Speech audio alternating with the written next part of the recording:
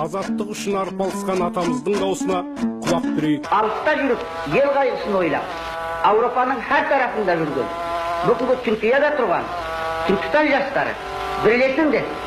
Сендердің бірліктерің, сендердің бір-бірге күш қосуларын еліміздің бақытына қызмет етпек. Мұны ұмытпаңдар. Бәріміздің құбыламыз, өзіміздің ата жұртымыз, өлкеміз Түркістан болмақ.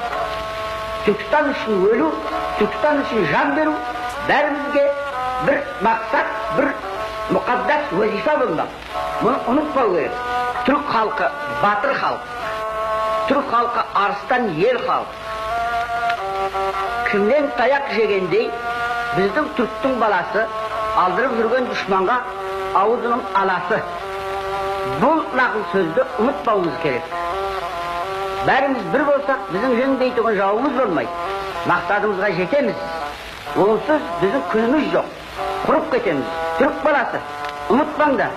Бастарыңдағы бөтен елдің өкіметін шығарып тастауға, аударып тастауға тырысыңдар.